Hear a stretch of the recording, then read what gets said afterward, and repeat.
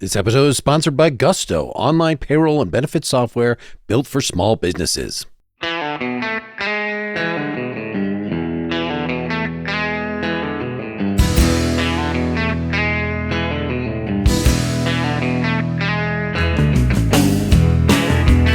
listening to Nakedly Examined Music, a podcast about songs and songwriters.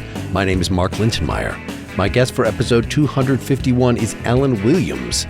He studied at Boston's New England Conservatory of Music and then released 2 albums with folk rock band Knots and Crosses in the early 90s.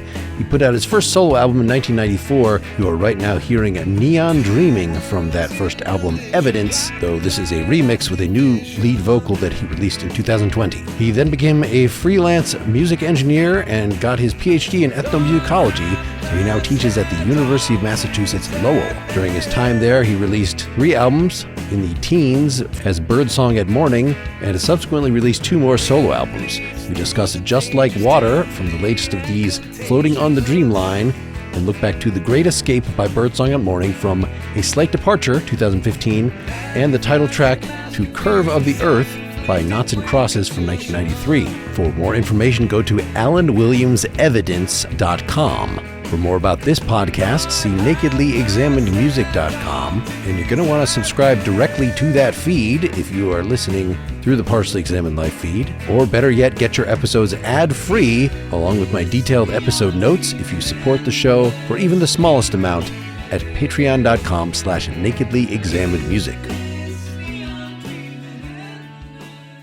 So I will play a little of Neon Dreaming from Evidence, your first solo album, originally 1994, remixed, re-recorded partially for this Evidence Unearthed version 2020.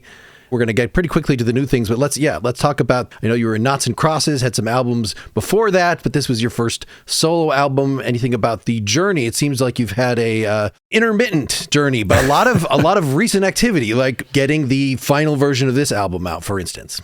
Right, that's a good point. So the Knots and Crosses story is late 80s, early 90s, and then when that band folded, I figured now's the time to do my solo project that I've always dreamed of doing, and did it, but I had sung harmony a lot, some leads in Knots and Crosses, but mostly was a harmony singer, and one of the weird techniques was to blend with the lead singer was to round off all the consonants. Okay. So what I found was when I went to sing lead vocals, I was still kind of singing them like this. So the end result to me was fine. Like, yep, that's good, feels good. But I don't think anybody else necessarily thought it was really working. And I know I went to South by Southwest thinking, I'm going to play this for people and get some feedback, and that'll give me some momentum. And instead I played it, and someone said, well, the production sounds amazing, but I'm not really connecting with the singer at all. So I had 1,000 CDs pressed to go sell, and I have 995 of them still in my closet. I decided not to release it. So it was an entire album's worth of songs that, the whole thing just felt like a terrible black mark. But at some point, I started doing some solo shows, and at that time, I'd been writing these sort of ballads. So I thought, I need some upbeat anythings. And I realized there were some songs from what initially was called Evidence that were upbeat. So I started performing them, and I realized, I think the songs are actually okay. What was my problem? And I went back and listened to it, and I realized, it is the vocal. You just don't sound like you. I didn't feel like I was connecting to the song. I was probably way too self-conscious. So anyway, just before the pandemic, I transferred all the original tracks, turned out the band played well, it was well recorded, and I re-sang all the vocals. And since I was re-singing things, there are some changes to arrangements here and there, but it's mostly recording from the mid-90s with vocals from the late aughts. And on something like Neon Dreaming, there's somewhat elaborately layered harmony vocal bits. I didn't feel like doing those. I'm too lazy. So those are me from the mid-90s with me from the late aughts singing leads. And sure, it's a weird thing to hear yourself be young again. I've resung a couple things from the 90s myself that that was not the greatest attempt. All right. Well, so the shape of the career after that you did not persist in the solo career, that you jumped into this Birdsong at Morning. Well, that was not till, I see, it formed in 2006. Yeah, a 10-year gap there. Part of that 10-year gap was I fell more into doing studio engineering production work. And parallel to that, I was invited to, at the last minute, with no preparation, teach one course at a university. And when I stepped into the classroom with no experience and no prep, I found that I really enjoyed it. By about the third weekend, I started to really think about taking academia maybe seriously as a career path, though I had no idea what that meant. So it took me a few years to realize that no one was going to hire me full-time unless I had an advanced degree. And I thought there's no way I could ever do it. I can't afford it. What are we talking about? I'm too old.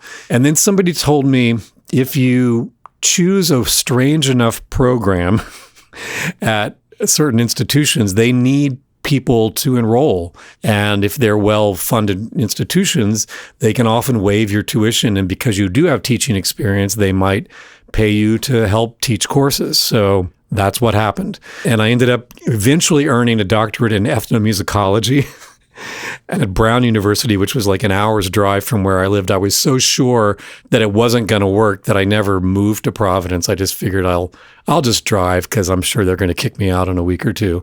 And I taught at UMass Lowell now for over 30 years. So Birdsong at Morning grew from picking up a guitar and trying to distract myself from, I couldn't finish my dissertation, so I would pick up the guitar and figure I was doing something productive, even though what I really should be doing is finishing the dissertation. Because I'm originally a keyboard player, playing standard guitar chords, just there's too much in my mind, too much I know about theory. I know what chords go to what chords and blah, blah, blah, blah.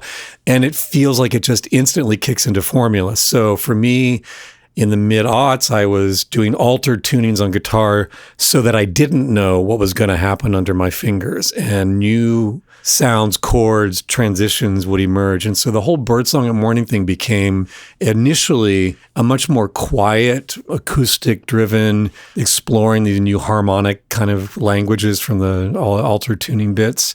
But gradually, my rock history began to creep in. So the Birdsong at Morning catalog starts quiet and gets a little noisier from album to album to album. All right. And then you become a solo artist again, getting into the pandemic. Is that coincidental or that? Yeah, part of it was looking at Resurrecting the Evidence album. That didn't feel like I should call that Birdsong at Morning, even though a lot of the same musicians have played on everything I've ever done. And they're on all those records. It still didn't feel like the same thing. So I'm going to put out a record under my name. Then during the pandemic, it was impossible to get together with musicians and do stuff. So the music I started to write and record, I was doing it on my own, doing the file sharing things that we all do. And I realized that the music had kind of taken a different turn. It's not totally disconnected from the later period of Birdsong at Morning, but it seems like something different. And I realized maybe this is just time to, I've put out one album under my name. Now let's just keep doing that as me. So Floating on the Dreamline, the new one, is your third full album under your name. Yeah. Yeah. Say a little at where you're at with this, and we're going to hear the first single from last year, Just Like Water, remixed for the actual album. Floating on the Dreamline, new album. I think one of the things that happens for me as a songwriter is you start to create something and then you realize, okay, if I want to take this seriously, that's going to mean a big commitment of time, energy, money, and I'm getting old. Am I sure I really want to do this? So you write a batch of songs, maybe you finish an album and you're thinking, great, from now on, don't touch anything because you don't want to write a new song. You want to stop. And then what happens is some weird new song emerges. And the quandary is, okay, I could finish this and then I'll have a problem, or I can ignore it. I'll let it. And this album began that same idea. There was a little testing a keyboard piano part and plunked out a couple of chords, and then the little thing got in my head. And then it seemed like, well, maybe this is a little piece of piano music that I'll never need to play for anybody. But then other ideas start to creep in. So Floating on the Dreamline kind of was me at first avoiding making an album. And that's why there were singles like Just Like Water that came out far in advance of the album, because I was recording in little batches. And there's also the notion that I'm a child of the 70s, right? 60s, 70s, and albums are how I think. But that's not how most people now connect to music. So with notions of, okay, if you're thinking about streaming platforms, just think about a song or maybe a batch of songs, the so-called EP or whatever it may be. Maybe it's not an album. So, okay, I'll work on a few songs and we'll throw out a few songs at a time.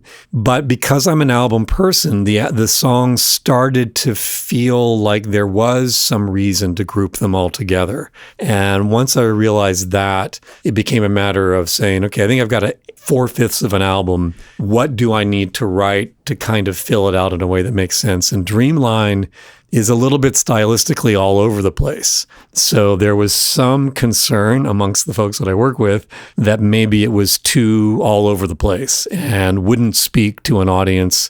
Because if you like the little fake bossa nova, you're going to really hate the prog song, and these piano ballads are only going to work. And, but then I thought back to the records that I really love, like the Beatles' White Album or Stevie Wonder's Songs in the Key of Life, or even, Fleetwood Mac's Tusk, like big, expansive records that go in all sorts of directions, and they're all by the same artist. And I don't know, I think all of those went to number one and people bought them and enjoyed them and related to them. So maybe there could be something, maybe I need to see it as a positive that there's all sorts of genre play going on. So that's what Floating on the Dreamline kind of ended up being.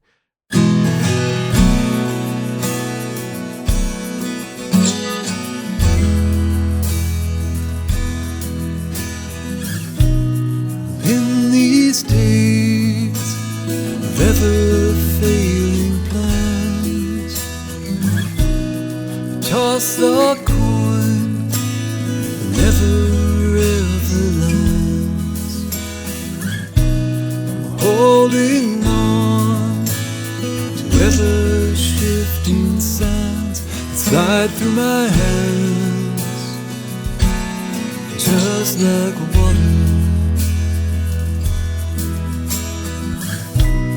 Judgment days, confessions and alibis, I fall from grace, broken and paralyzed.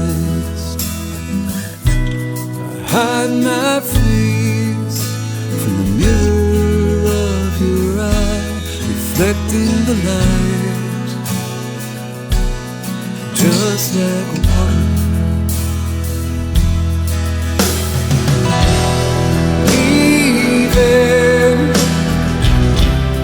Leaving, I'll make my escape. Leaving, grieving, changing my shape, just like water.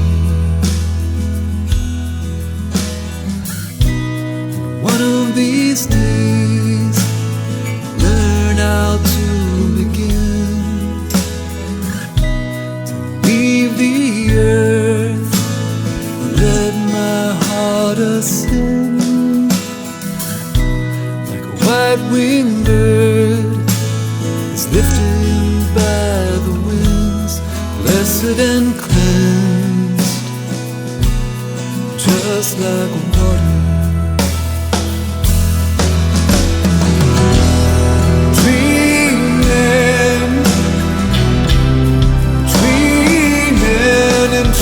By the moon,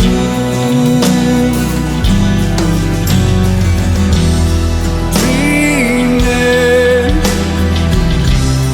breathing, replenished and cool, just like water.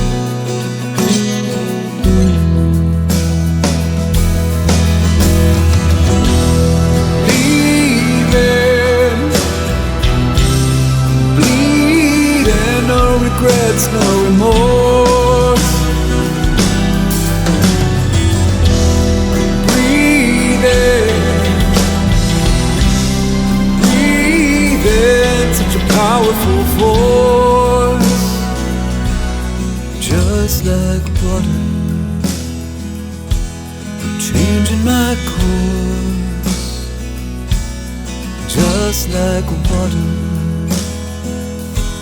seeking the source.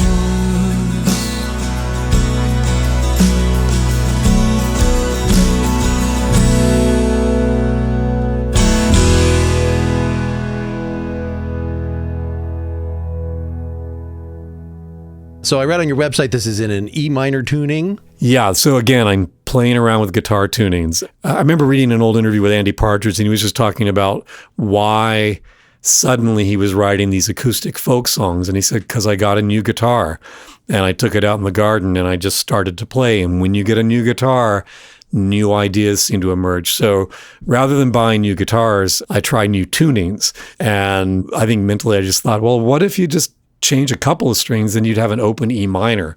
I'll write some really dirgy ballads in E minor, and then I'll move on. And instead, I did the tuning. I sat down. I was traveling in a van. I sat down at a picnic bench, and the first thing I played was the little opening riff to Just Like Water, which is a major tonality. And I started to think, well, okay, maybe this tuning can be kind of majorish. And I found these sort of McCartney Blackbird kind of guitar voicings up and down the neck, and it was, oh, this is starting to feel like a song, but damn it, it's an E minor. So on the choruses, I like to show, but if I take my hand off the neck, boom, big E minor chord.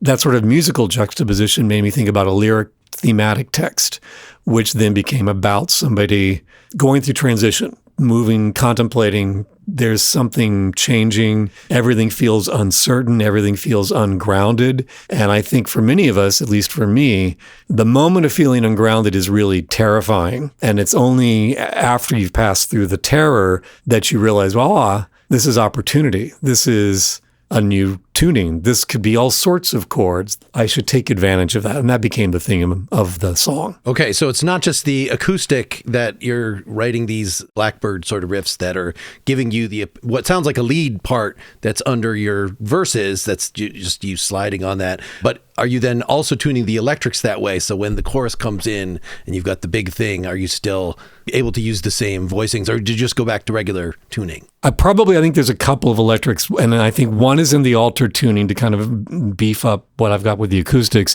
And then, one or two are probably in standard tuning to give you a different option, the sort of rock power chord approach, which I kind of liked having the underpinning.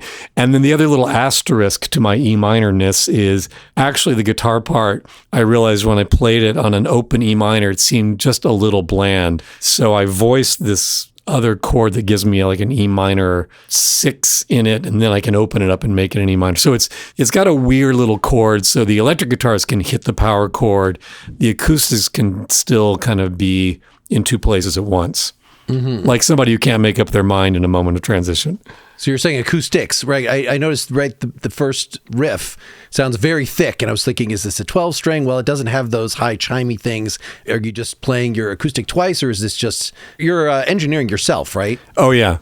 So, or is this just you adding a bunch of reverb or some other thickener to make that? Well, there's all the thickeners, yes, but it starts with, I think Just Like Water. I think when I began to track it, it's because I knew I needed to go record some drums with my friend Ben Whitman in Toronto. So I needed to prep the 3 or 4 songs we were going to track, but the songs weren't really, I don't know. Anyway, I used an acoustic guitar, but I didn't put a mic on it. I just ran the pickup into my board and said, this is just a demo.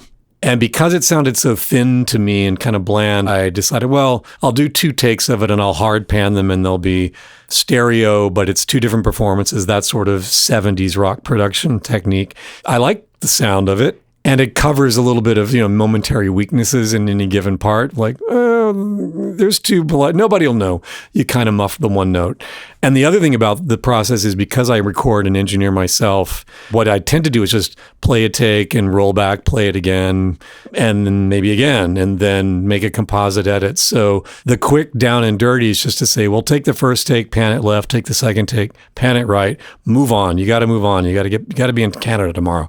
So then, because I guess people have told me, no, I'm like a workaholic, but I think I have a really strong lazy streak. So often what starts out as demo, I'm going to definitely replace those parts.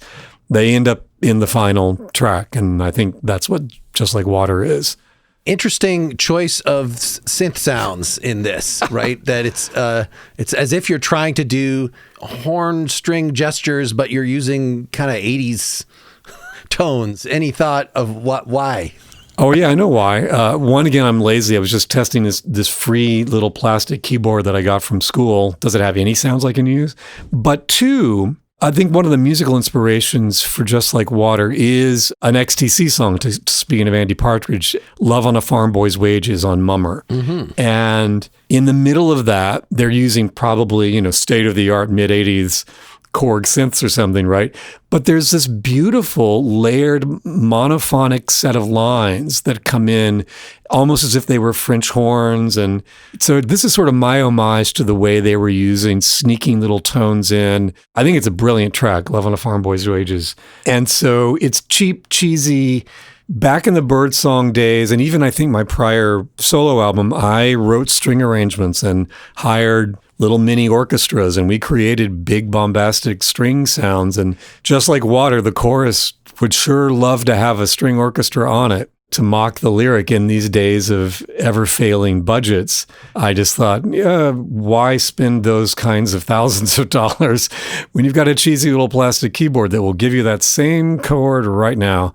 And then you can kind of embrace the cheesiness of it, as you say. Why are these mid-80s synth sounds showing up in your track? And so partly it's the laziness, partly it's my cheapness, partly it's also that the sounds reminded me of the song that kind of was in the initial writing stage, a reference point in the first place. So it feels a little full circle to me. Let me just insert the transition between the second verse and then the first chorus. Reflecting the light,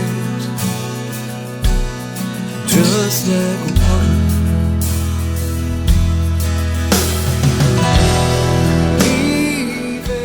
So right before the drums and everything comes in, where you get this transition with the synth, you sort of open it up a little bit. And were you actually changing sounds, or were you just playing higher? Well, there's a string synth sound, sort of like a mock Krumar from the Pink Floyd Wish You Were Here days, say. Just before that moment are the more monophonic lines that I was referencing before. Yep.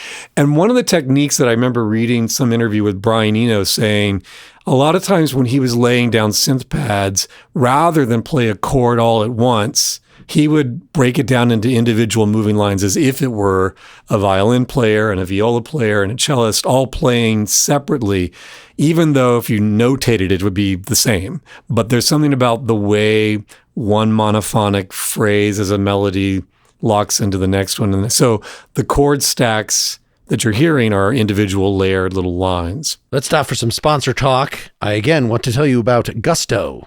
I'm guessing a lot of you have a side hustle of some sort, like a podcast, a band. And at some point you want to pay other people to help you with this. So bam, you've got a small business, and even just getting one other person involved, the law is there looming over you with all its requirements. Well, Gusto is online payroll and benefit software built for small businesses. It's all-in-one, remote-friendly, and incredibly easy to use, so you can pay, hire, onboard, and support your team from anywhere, in accordance with the Byzantine requirements of the law. So when new employees start at the company that is my day job, they will get their W-4s, their I-9s, their onboarding docs, all automated, sent to them. It really makes it easy to add somebody new to the team. And Gusto is there, sending out these documents, storing these documents, making sure these documents are updated according to the law.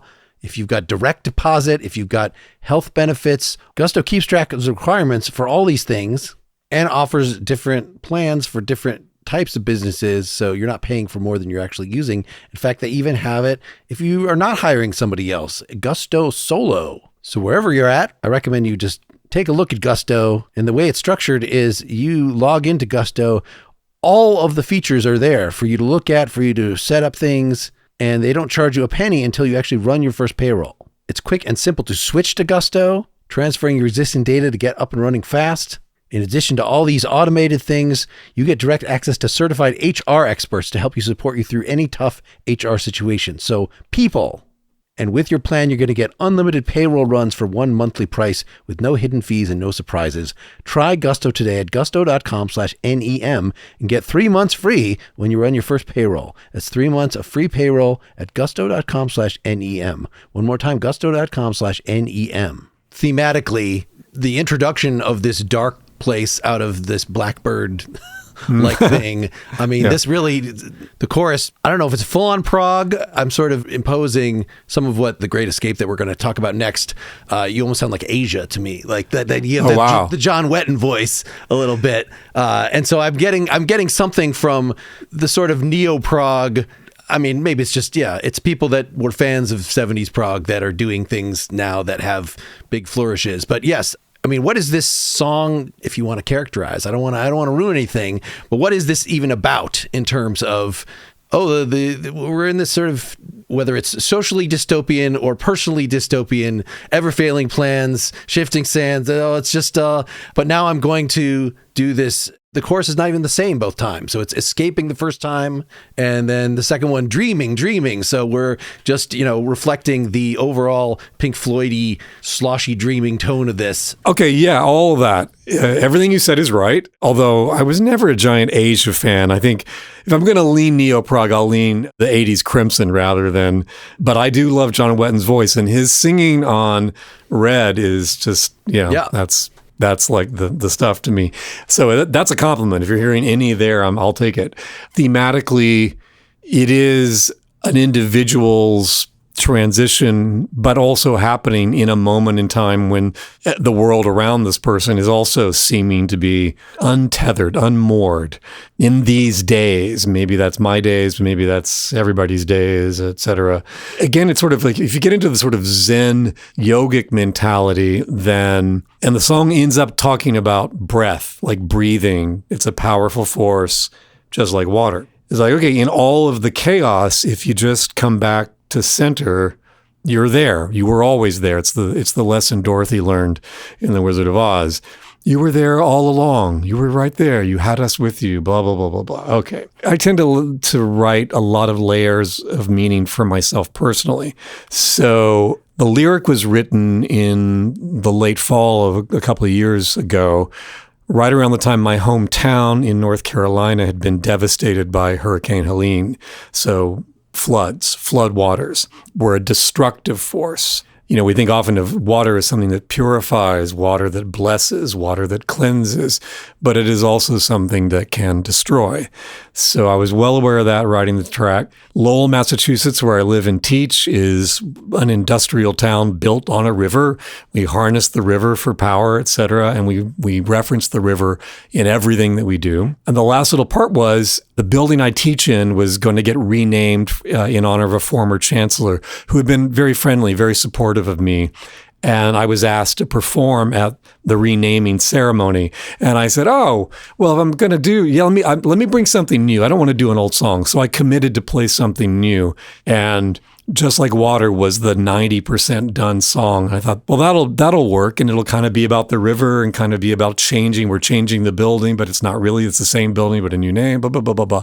Thematically, it's going to work, but I could not figure out how to finish the damn song. So I was rewriting the lyric right up until the sound check. So if you were on the stage, you would see like 6 pieces of paper with big, bold words like, I think this is what I'm going to sing, but I've never sung the song start to finish.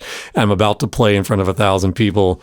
So that was a little unnerving. And the water theme was just ever present between the North Carolina situation, the Lowell situation, the unfinished song situation that, part of me was like, well, maybe I'll just go up there and I'll extemporaneously come up with a brand new song. I don't have that kind of talent, but so instead I just sort of scrapped down there.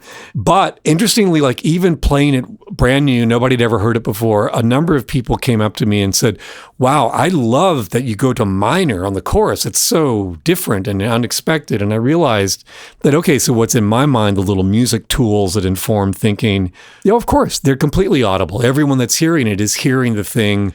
I may be constructing it as saying, okay, it's going to move from major to minor. That's going to mean something.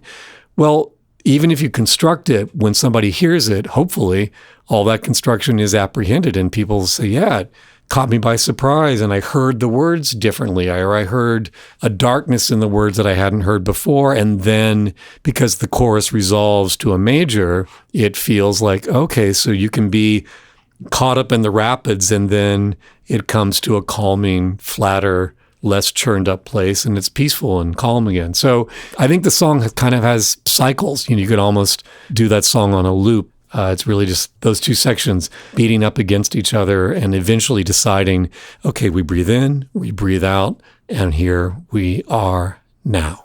So I'm curious as which was the part that was written in 5 minutes before the performance? Was it the white-winged bird, the leaving the earth? That seems like the...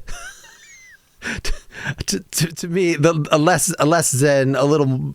You tell probably. me. No. I think you may be. I think that middle verse is the one that got changed around so many times. Mm-hmm. At some point in my writing, I did witness a big white bird getting caught in a wind thing and really just sort of surfing, gliding. So it's not like, can I resort to my gospel music cliche tropes that I'm aware of and just fill in a line here? There is reason for it to be there. Okay. But the risk with any songwriter is if you're going to use a phrase that's been used by everybody else, even if you have a legitimate reason to use it, it's going to be somewhat suspect, I think, for listeners. I know I've heard other people's songs and I thought, come on, you didn't really need to use the age-old blah, blah, blah, blah.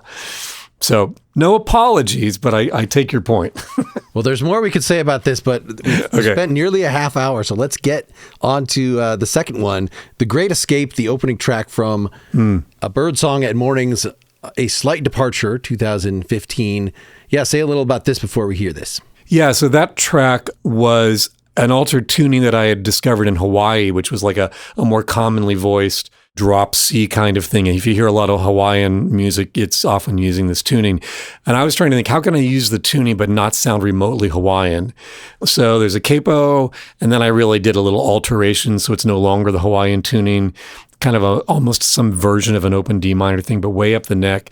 Then what I think you might identify as kind of proggish in it is all the changing meters. Mm-hmm. And the changing meters are interesting in that I'm strumming the guitar and my strum never stops. It allows you to just play the same eighth note strum up and down, but you can play in 7, you can play in 4, you can play in 6, you can alter all this stuff, but the hand never does any changing at all. And the tuning that I use, even the left hand is barely, it's doing one little voicing. The open strings on the top ring throughout the whole song. So in a weird way, it's almost like a drone, a rhythm thing and a drone that's constant. And the rest of the band are making all the changes. All right, let's hear it.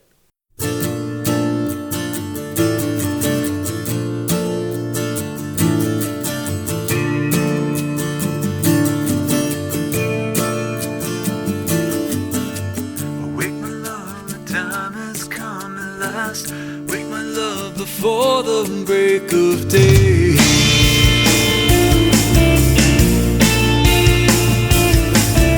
So grab your coat and leave the rest behind. Grab your coat and we'll be on our way.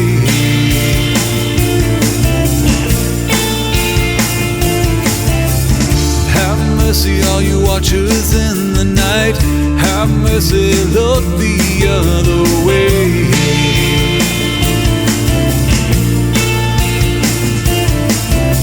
Over the wall, 2 shadows in the dark. Over the wall, we make our great escape.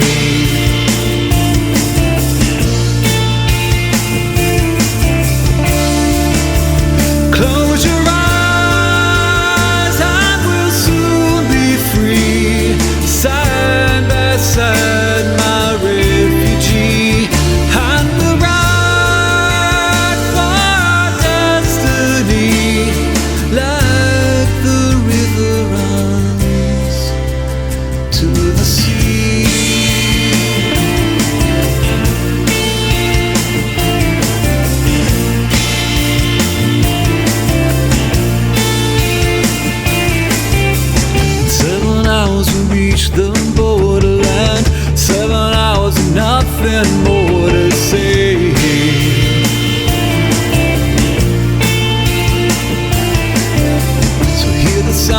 the future rushing by. Hear the sound and let the music play.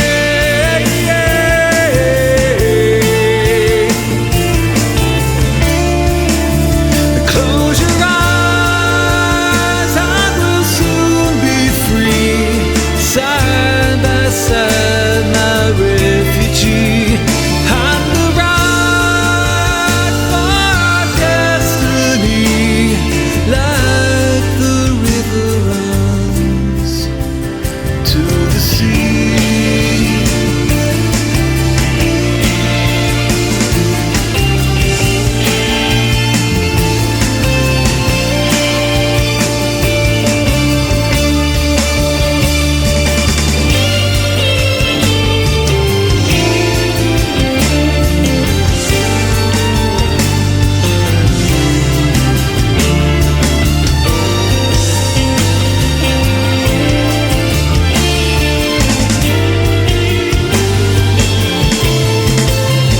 Close your eyes and we'll soon be free. Side by side, my refugee. And the ride for destiny. Like the river runs to the sea. To the sea. To the sea, to the sea, to the sea, to the sea, to the sea, to the sea. To the sea, to the sea, to the sea, right into the sea.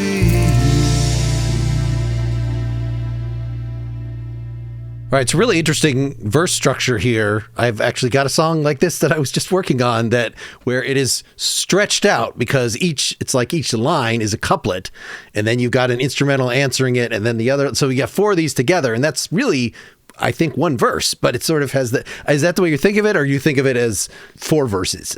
Something. No. I think of it as one. So the entire song has 3 verses. Okay. 2 up front, and then there's one in the middle. Okay, so two. So at least 2. Yeah. But each of those 2 has these. We've got our presentation, and in the first one, you're significantly upping the energy level in the arrangement. That we're going to start with this talking while whispering thing, and that's going to do another little studio jump. And then when you do that the second time, when the instrumental comes in, you got your strings, I think, the first time there. So yeah, talk about the layering of all that stuff. To counter the fact that my guitar part is doing the same thing from start to finish, I was trying to figure out, okay, so how do you build some dynamic in it? And that can be in the arrangement. So even if as you've written the song in sections, okay, that's the verse, and then I know I'm going to go to 6 for the chorus, and the vocal's going to go a little higher, so that'll be more impactful. I'll make sure that that's big. But then you've got, as you say, they're sort of sitting there for all those verses, not doing a whole lot. It's kind of the same. So the lyric tells a fairly linear story. And I just thought, okay, so we can make a visual narrative almost out of it. And each scene needs to introduce a character, introduce a slightly different setting, maybe the lights are coming on, maybe there's just ways that I can think visually that I can then make a musical thing that says, the person is whispering into the ear, wake up, my love, it's time, this time is here. So that's somebody whispering, like they've come into the room, now it's time to go, it's time to leave. Yeah, I just think there was a sense that I knew I needed to get big for the chorus because that's where the melody went, but that I could up the dramatic stakes as the couple makes their way out of wherever they are and climbs over a wall to escape and gets in their car. And then they're off, and it's the great escape. Then it has to come back for the next verse. So you bring the dynamic level a little bit back, but now you're in the car. So in the middle verse, there's these sort of chunking electric guitars, chunk, chunk, chunk, chunk, chunk, chunk, almost as if like they're riding on a really beat up road and you're getting the highway under the tires. And there's a little bit of the rethink, wait a minute, we're on our way, but is this really the right thing to do? So it's the narrator kind of second guessing this whole big escape, and the sound of the future rushing by is the sound of the highway, the tires. Another big chorus, and then you get the guitar solo. And I write a lot of string arrangements, and one of the benefits of writing string arrangements is if I do them at the very end, the last thing that gets added into the recording, then if there's a guitar solo or some vocal flourish or something, you can then write a string arrangement that makes everything that happens in a solo seem predetermined. Like, wow, I can't believe how that line just fits with the strings. Well, it's because the strings are written in response to the guitar, sometimes in a way that you could set up the guitar. It might be, wow, 3 of those lines are just brilliant, but one of them's kind of not quite doing much. I'm not really sure what to do, but the strings can create the interest around that moment. To some degree, that's happening in The Great Escape, but that's a trick I learned way back when I had earlier recordings. I think they even maybe records I was producing for other people. And I just thought a string arrangement will help frame what's about to happen and make it make sense in a way that if we don't have the strings, it's going to feel a little unfocused. Okay, so you're playing all those lead guitars, the solo here. No, I'm terrible at guitar. I'm a rhythmic guitar strummer.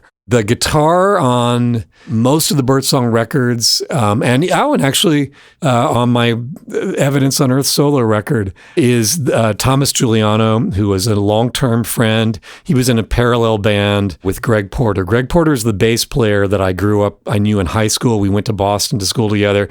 We've played together forever, amen. And he played with Noughts and Crosses and then was in a band called Talking to Animals with Thomas. So Thomas and Greg and I have been in each other's orbits for decades. And I think Thomas plays in a way that's just very fluid and kind of uniquely him. He doesn't do a lot of flashy stuff, but he plays lines that I find that I love, but I would have never, ever thought of. So that's who you'll be hearing when you're hearing the track. That's who's playing the solo.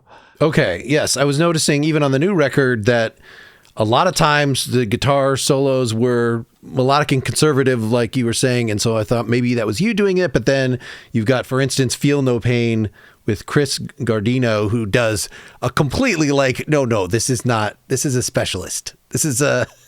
And he's a former student. On the new album, most of the people that are taking solos and featured vocals are former students. So it's like the benefit of being a teacher and watching these folks come through the building. You're like, ooh, there's a shredder guy. Okay.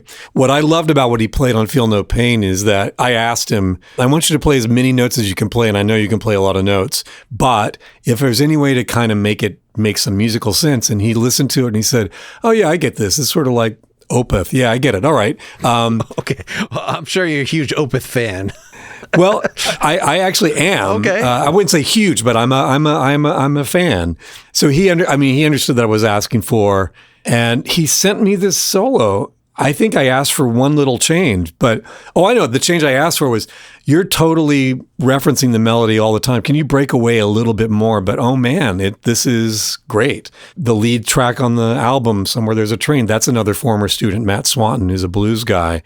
I just sort of felt like I worked with so many people that I kind of know what they do. And when you're writing a song, you're like, this is going to be a bluesy thing. Who will I get to come play it? It's not really Thomas Giuliano's thing, definitely not Chris Gardino's thing, but Matt Swanton could really play this. And then you reach out, and almost always when I've reached out to folks and brought them in, they deliver even more than I expected. And I like that. Not that I'm some world famous rock star, but it's just another place where they can show up and maybe find an expanded audience that way. It's a little bit of a service. Like, can a teacher give a little homage to their former students and help get their careers moving as well, kind of a thing. And if I'm brutally honest, it works both ways. Can I ride the coattails of my far more successful students, right? Well, looking back to Birdsong at Morning, can you say something about that as a band, that you were saying that you've got some, even from Knots and Crosses, some members carrying forward, but this was definitely your thing. Did it start as a solo, this is going to be my second solo album, but then a matter of what kind of image, was this band playing live?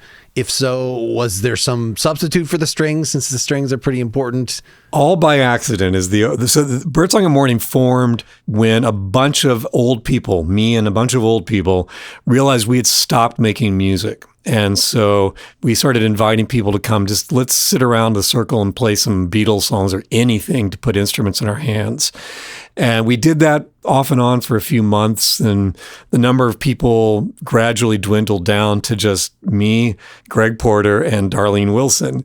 And even then, we were still not doing original songs, but I had written a song, and I said, hey, you guys, I don't know, I have a song out of nowhere. I haven't written a song in a dozen years, but what do you think of this? And we were playing it, and I got to the chorus, and they just spontaneously hit a harmony. And we finished the run through and sort of looked at each other like, whoa, that was good. Maybe there's something here. And so with great reluctance at every step of the way, Birdsong at Morning became a band of those three people, supplemented by other musicians. Then I wrote a bunch of weird ballads and said, I don't know, I keep hearing strings on this stuff.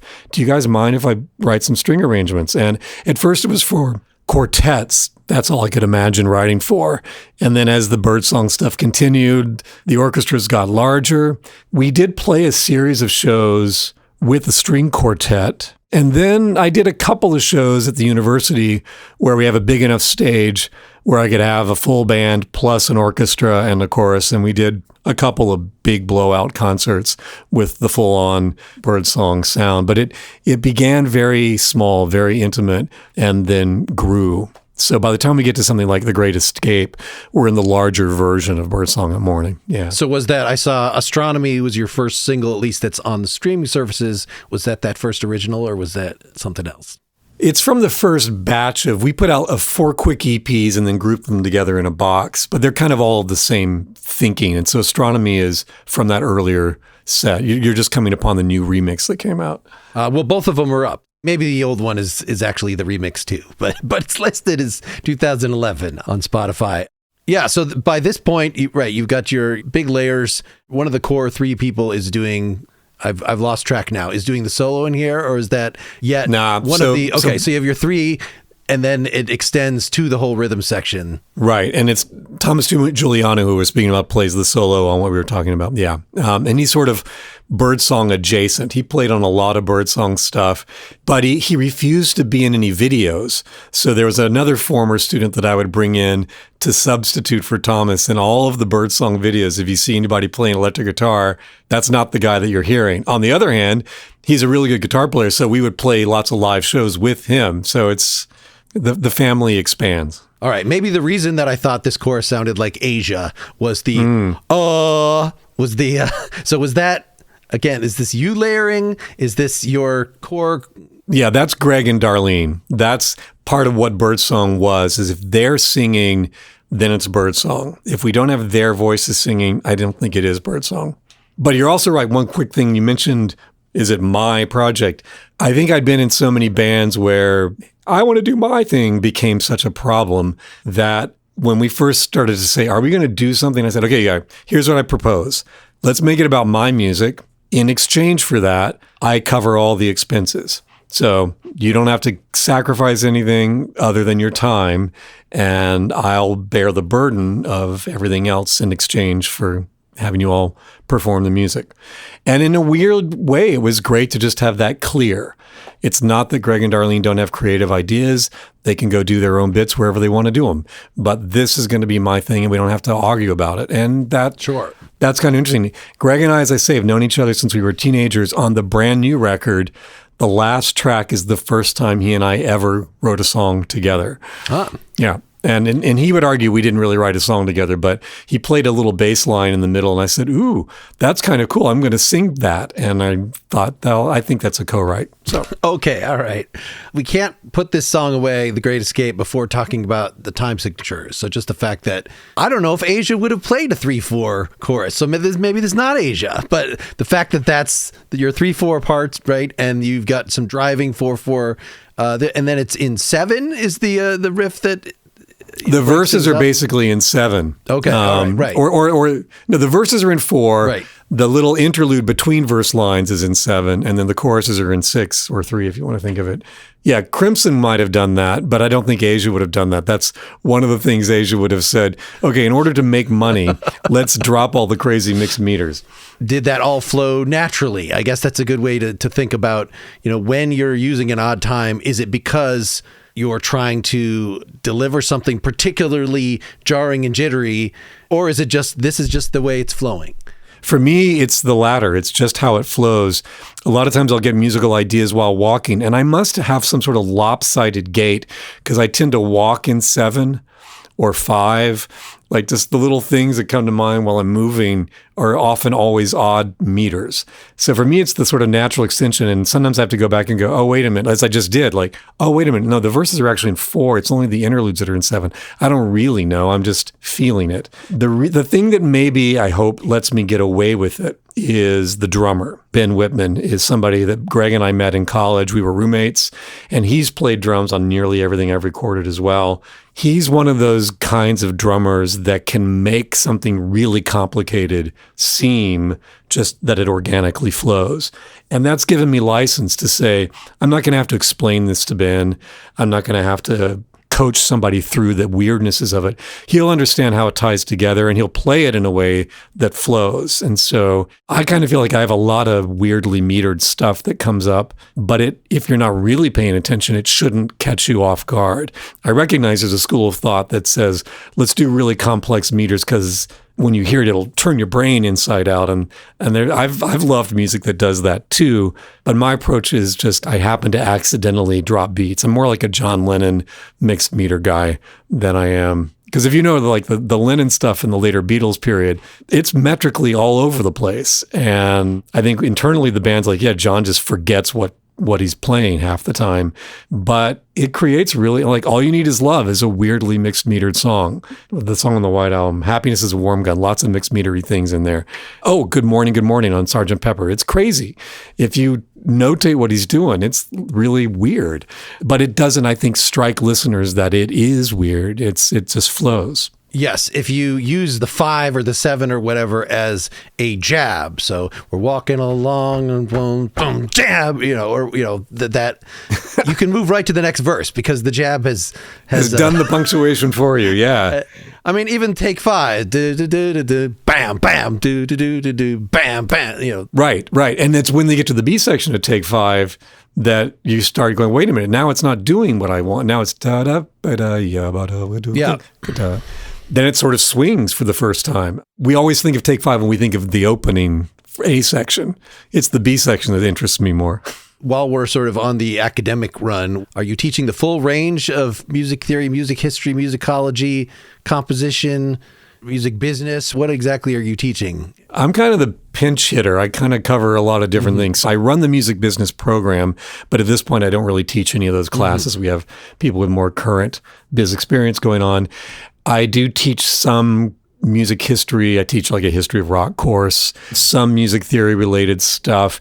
I teach a kind of an intro to world music course, and I oversee a Cambodian music ensemble. I'm not the master teacher. We have somebody who really knows the music, but I've been doing it for so long that he and I do kind of co-teach it. So I can play a handful of instruments and walk students through what they're learning. And I've been given a great deal of latitude, either because I've elbowed my way into it or just because sometimes there are holes that need to be filled and I'm happy to jump in and say, oh, I could do that. For example, we have a whole sound recording major, but I don't really teach in that, even though I do a lot of sound recording engineering work. But I'm one of the people that's never been trained and I don't really know what I'm doing.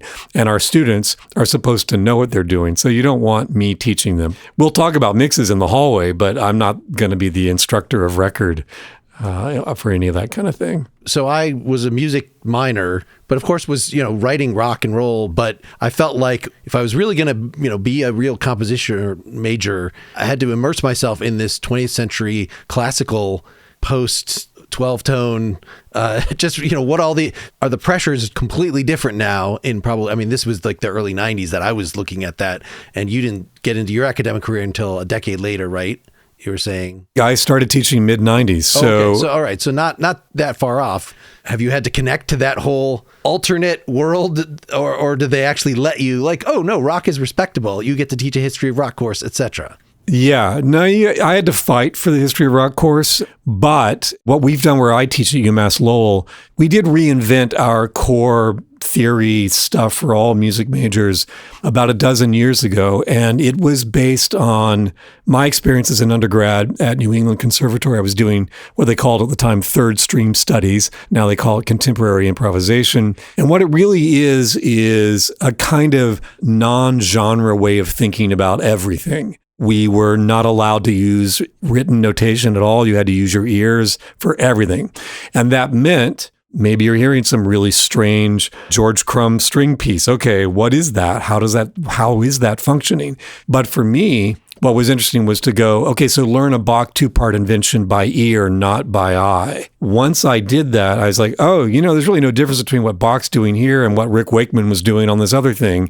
And it's not really all that different than what I hear in this Irish fiddler. And it's not really, you start to hear the connections that music has rather than the separations.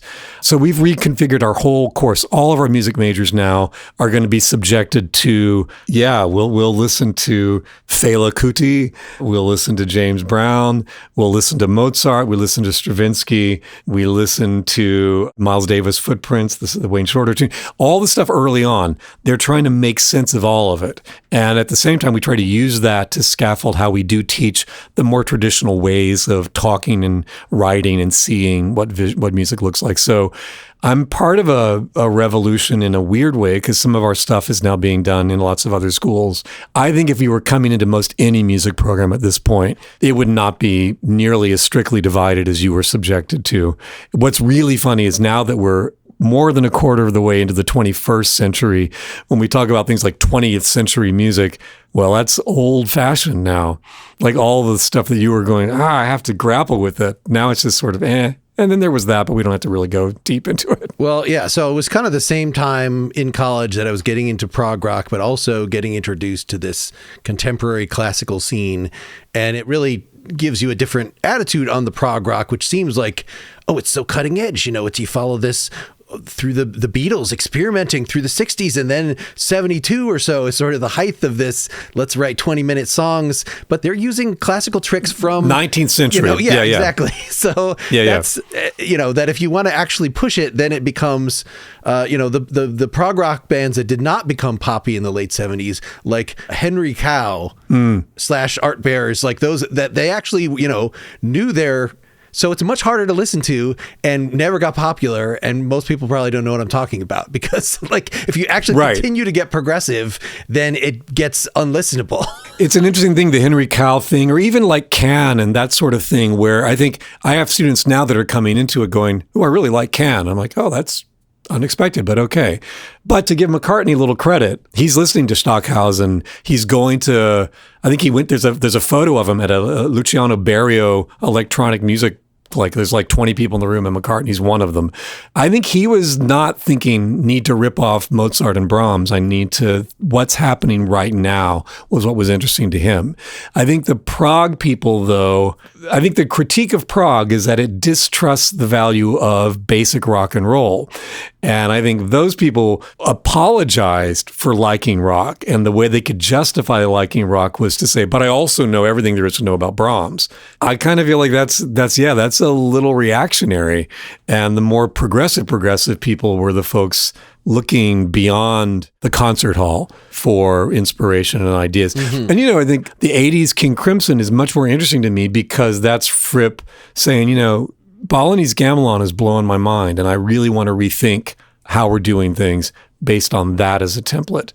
That's not trying to do big, sweeping, grandiose Stravinsky. It's saying, No, there's different ways of thinking that seem to make sense to me now. Well, let's get the third song out there. Going back to your first band, Knots and Crosses, at least the first band of record from your 1993 album, Curve of the Earth, the song Curve of the Earth that you had picked. I see it was re-released, again, 2023. There Was a Time seems to be the collection of most of the output of that band, all the output of that band. We did 2 different albums, and then we reformed briefly for a couple of new tracks that were added. So that's kind of like a best of album. Mm-hmm. Yeah, so Curve of the Earth is one of the few co-writes that I ever have, and that's with the guitarist from Knots and Crosses, Rick Harris. And he came to me with the guitar riff for the chorus, and also then said, I don't know, maybe it goes here. And he played one chord that might be a verse. And I was like, oh, that's interesting. So in a weird way, I wrote that with him almost like a song assignment. Can I make sense of this half-baked thing that Rick just played me? And because it was somebody else's song to start with, the lyrics came fast. The whole thing came like in 10 minutes.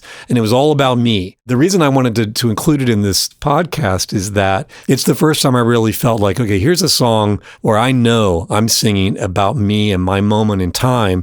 And for some reason, it took somebody else coming up with a couple of musical ideas to give me permission to do it. So I've always been really proud of this song. I feel like it's something that telegraphed, this is what I'm going to end up doing in 20 years.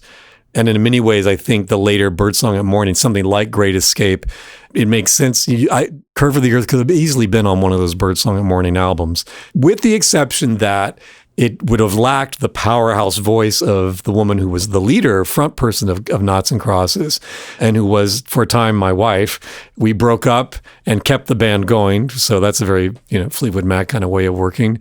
Don't recommend doing it, but it can be done. And she and I are on really good terms now. She runs a really cool venue in the middle of nowhere in Maine, and a ton of great musicians go up to play this place. And we've reformed Knots and Crosses every now and again. We did one last year, gone up to her place in Maine, and just had a blast playing those songs from the late 80s, early 90s. All right, well, let's hear it. Curve of the Earth.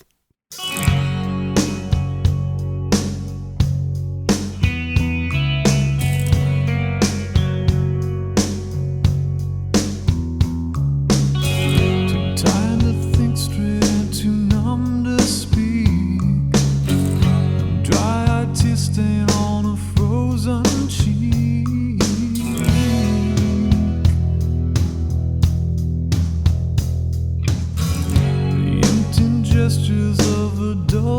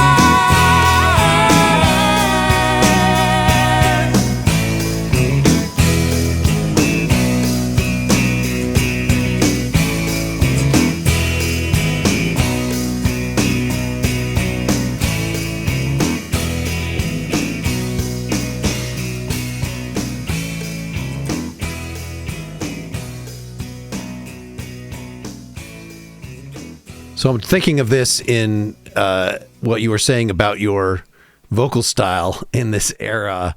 I hear a lot, the sort of dreaminess that is in the verses sounds very much like what people are going to hear when we play the closing song, Somewhere There's a Train. Yeah. Right? It's got that sort of Chris Isaac sort of, you're not soaring to the sky exactly like that, but yeah, any thought about your vocal style at this time? You're even sort of empty gesture, you do it. Well, exactly. I think it's more exposed vocally than I had ever been before.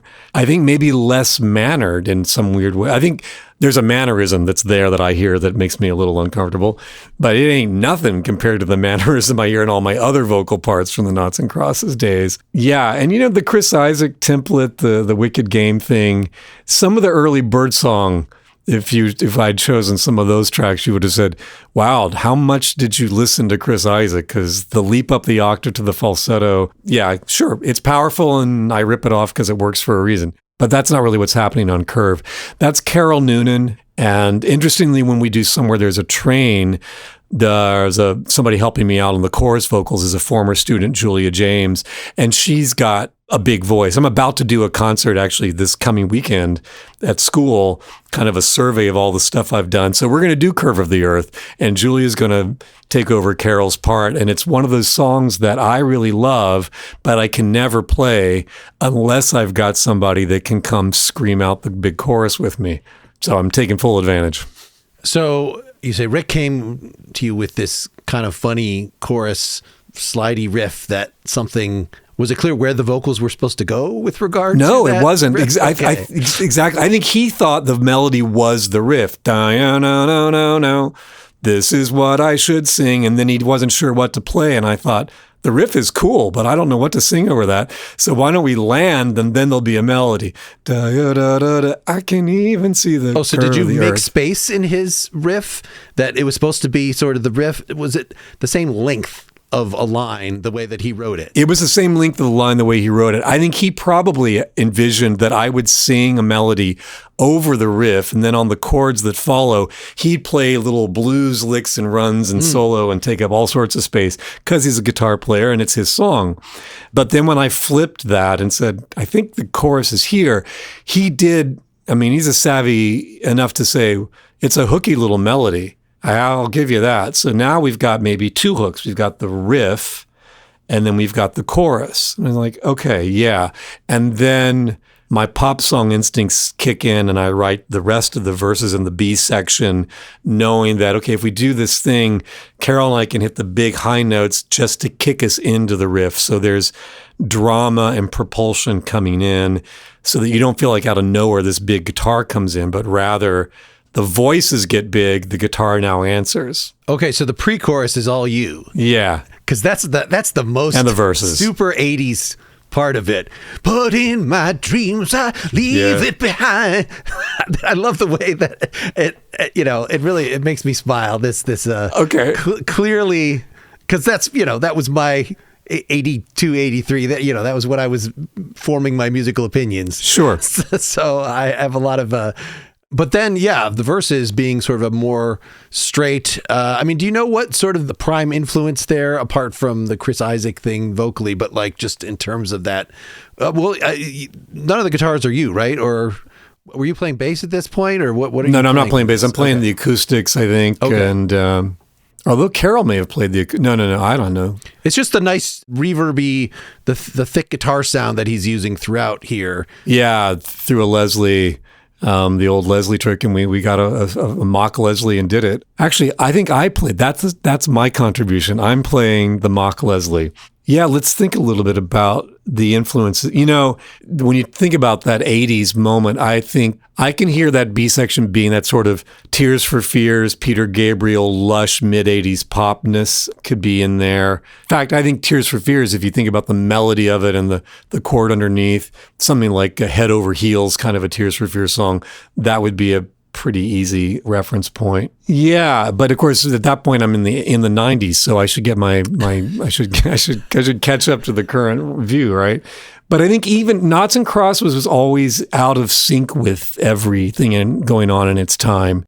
We liked In terms of pop, Crowded House. Man, that might be another one. Crowded House might be a little bit present in Curve of the Earth. But Richard Thompson was our big god in Noughts and Crosses. We were bowed at the feet of Richard, partly because he demonstrated, we all saw him play for the Daring Adventures tour, and it was like, whoa, these are folk songs, and that's one rocking band. It just, everything went full of power, came to life. The solos went on forever. They were great. And it just said, you can write your sensitive folk song, but you can play it differently. And that's really what inspired a lot of Noughts and Crosses stuff.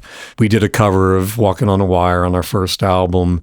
Richard came and rehearsed for his Rumor Inside tour. He had a touring band.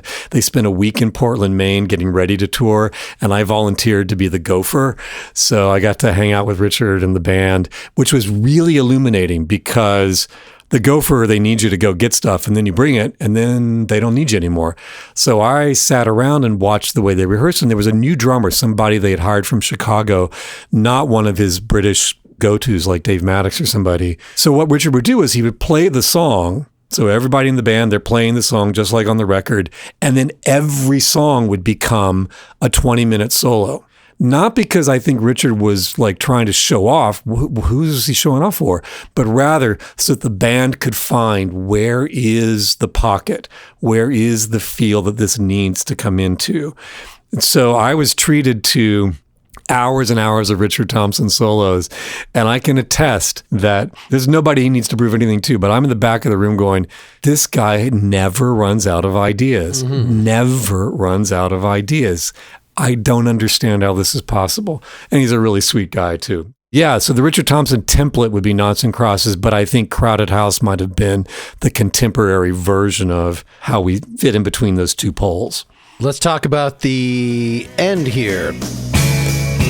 Close your eyes. Close your eyes. Yeah, so this very Richard Thompson-y. Was that also a Rick Harris contribution, or was that? I mean, Rick's definitely playing it, but I think I might have written that. I definitely wrote the chords. I think I suggested the line. I think he and in fact, when you said that, I had a like, that made me uncomfortable. I think he probably said, come on, do I have to really do the Richard Thompson thing on every song? It was like, no, not on every song, but yes, on this one. So I think he probably, with a smile on his face, acquiesced to play a little Richard Thompson riff, because even though we beat that horse to death, we still loved him, and we'll go to our graves as a Richard Thompson acolyte. Well, any thought? I mean, it's nearly a minute of just fading, playing that riff and singing Close Your Eyes after it, or then, okay, now it's just instrumental. There's a little bit of different guitar voicings as it's fading out, but nothing, not, a reprise of solo, not a Richard Thompson extended noodling, anything like that. Yeah. Do you remember the deliberations about how to wrap this song up? I think that was probably me just going, this is kind of like a psychedelic prog pop song, and it's going to fade out like all good psychedelic prog pop songs do. Pink Floyd songs fade out, and we're going to fade out. We're going to do a fade. It's always a question, as you know, like as a songwriter, the fade is a weird construct. Most people don't write songs intending to fade, but the fade sometimes becomes the solution to an unsolvable problem. Sure. How do we end the damn thing? And if you think about something like Hey Jude, you're thinking, okay, but that song is about the fade. But it's really two songs, because the lyric section is its own entire song. It has nothing to do with na, na, na, na, na, na, na. That's not in the song, doesn't matter. That's McCartney having a different idea. And that idea is, what can we do audacious? Because we've got kind of a boring piano ballad song here, and it's a really good song, and I think it's going to work. But how can we be Beatles and do something? They need something new from us every time. So let's do the 4-minute fade out. Mm-hmm. I have a feeling that's what the ending is all about, just creating a musical sound in order to do the concept of the extended fade out. I've seen bands try to perform the fade. That never works. I mean, just instrumentals drop out. So then you have just drums or something while the chorus vocals continue. Something, but they try to play quietly or just like, It's that same, like, you can stand next to a wall or near a wall and step half the distance between you and the wall, and then step half the distance again, and you will never get to the wall, is the whole idea there. Sure. Same with the fade. The fade can do it, but we as humans can't do it. So at some point, your toes touch the wall rather than one other increment of dynamic. Anyway, it's most of the time you end up coming with the alternative ending. So when I do the song live, we just hit the riff one more time. Da ya da da da da. Yay. Done. And that's a bit of a cliche, cheesy rock and roll moment. But I think sometimes the audience needs to know, is this thing going to end? How's it going to end? That's how it ended. Now I know what to do. I'll clap and we can move on, go get a beer or whatever we need to do. But I feel like the fades imply that the song goes on forever. Sure. And in our minds, in our bedrooms with the headphones on, still going on somewhere off in the universe. Exactly. That you're not. But in a concert setting, we're not there. We're in a different thing. Sure. We're all about in the moment right now. So I love all the problems that music creates and then all the interesting solutions we come up with to solve them. So we haven't talked about the meaning of this song, and I'm looking at the three that we happen to have chosen. All of them involve, life is getting you down. Let's have a sort of out-of-body experience.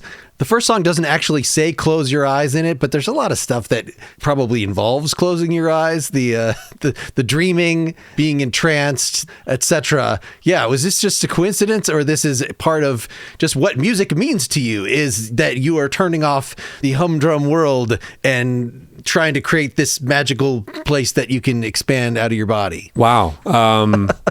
I'd love to think it's the latter, but I don't know. I don't lead an unhappy life. I've not been subject to terrible trauma. All the stuff that tends to sort of give fodder for songwriters, I don't really have. What I do have is a general sense of discontent that I always feel like I kind of maybe want to be somewhere else. So the escape thing that sort of runs through everything that all the songs that we've talked about is present in a lot of my songs and a lot of my thinking. The dream thing is the easy solution. They're like, yeah, but if I just close my eyes, I'm in another place. Mm-hmm. Rather than, oh my God, I'm going to have to get a bunch of boxes at the liquor store and put all my books in them and then load up the truck and move. And that logistical nightmare is not an escape I wish to do, right? And truth be told, I'm terrified to actually say, you know what? I'm going to just walk out the door, get in my car and go until I run out of gas. I'm too fearful of that. I remember in high school, I told a high school girlfriend, you know what? I know you guys are going to go visit your family in Minnesota. Tell you what, I'll ride up with you, and then I'm going to keep going north into Canada. And the closer I got to Canada, the more terrified I was of, oh my God, it's a foreign country, and I'll be on my own, and I don't know how anything works. And I never did it. So I think part of the dreamer escapist is, because if that's not the prime theme, vying neck and neck is the missed opportunities theme. That shows up in a ton of my songs too. But what if this had happened instead of that? And part of me thinks, what if I had just gone to Canada? What if I had actually had just enough courage to do something like cross the Canadian border? How different would my life might have been? And I think it might have been drastically different.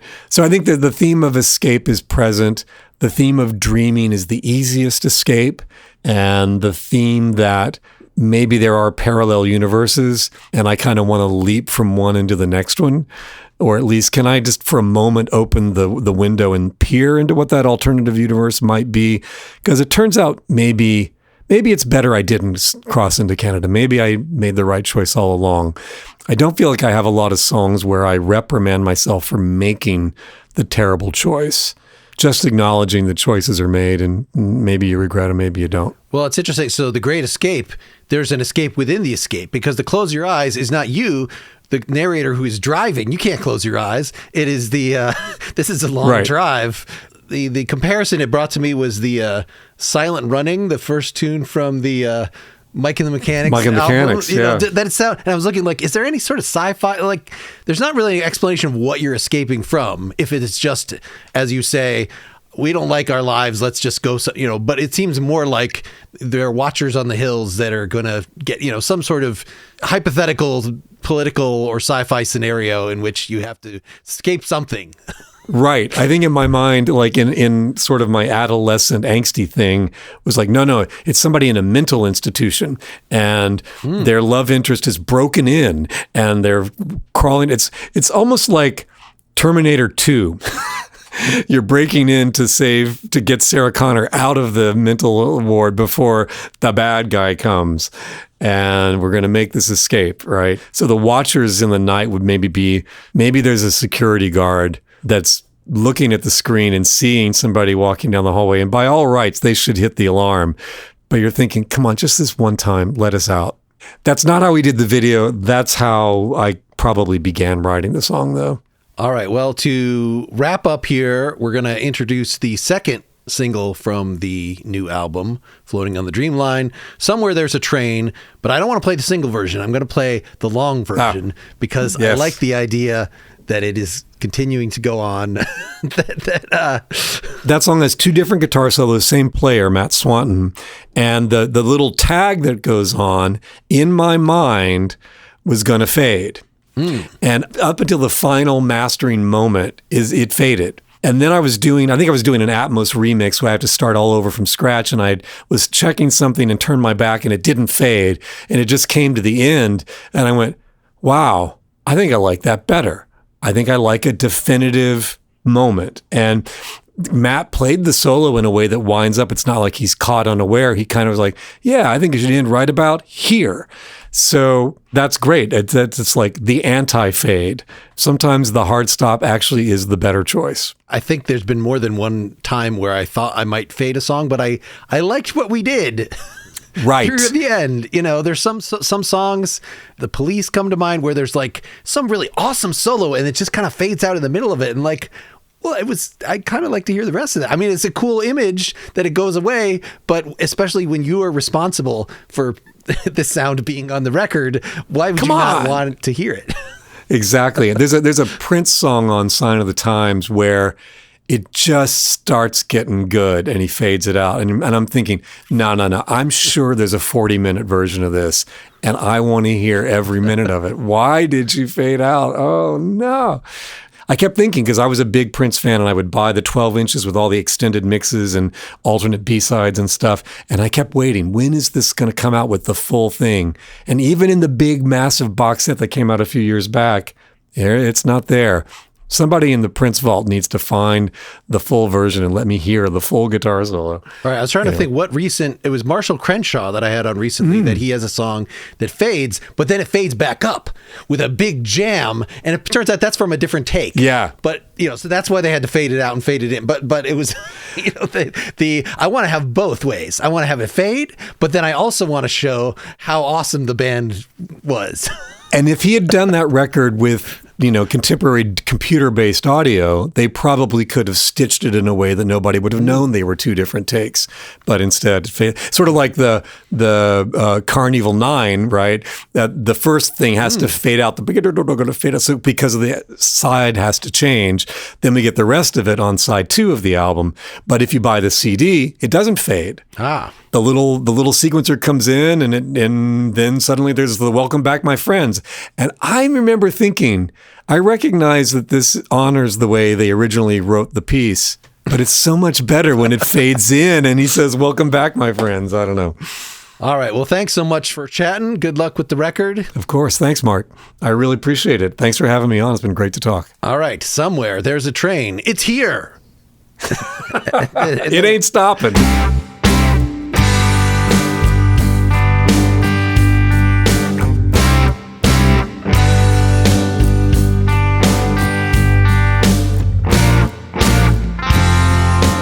Every day, exactly like the day before it. No reward, just ignored, bored to tears.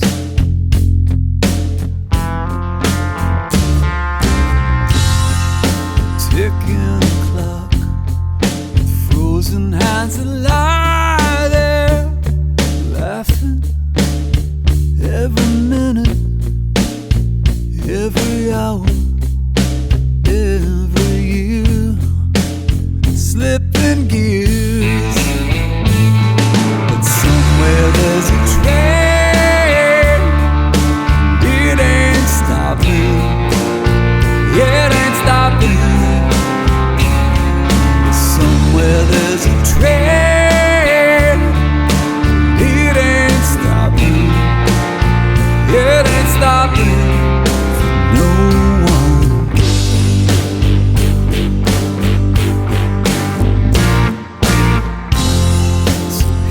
I am, staring out this dirty window, watching shadows, tracing patterns on the glass.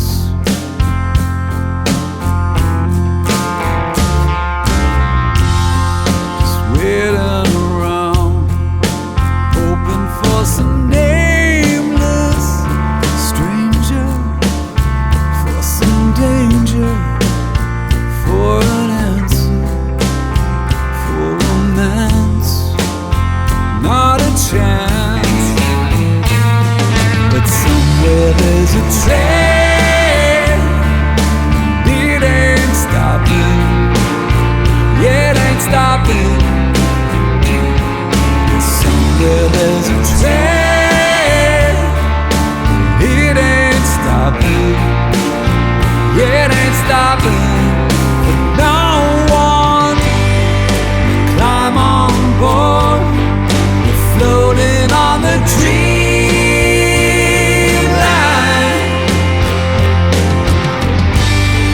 Just climb on board, ready for that long ride. And every night I file away a dreamscape, a scrapbook. It's just a hobby that nobody needs to know. Down low, somewhere there's a train. It ain't stopping, yeah, it ain't stopping. Somewhere there's a train. It ain't stopping, yeah, it ain't stopping for no one. No one. No one. No one.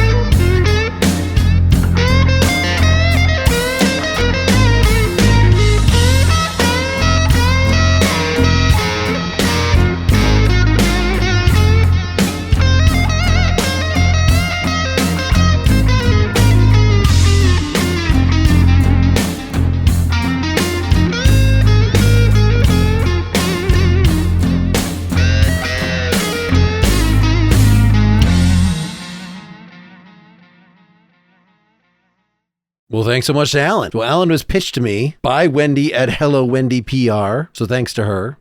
And I said yes, only knowing that he was an academic. I'm always interested in talking to musical academics. And I saw that he had a few albums and a pretty immaculate recording style, very clean, everything. And of course, Alan Williams is an extremely common name. You need to look up his website at alanwilliamsevidence.com, and you will find what I did, that he has this history, this work with Birdsong at Morning, this work with Knots and Crosses, a very interesting history, a very interesting style. One thing we did not talk about is he does a lot of cover tunes. He mentioned that Birdsong at Morning started as a vehicle to do cover tunes.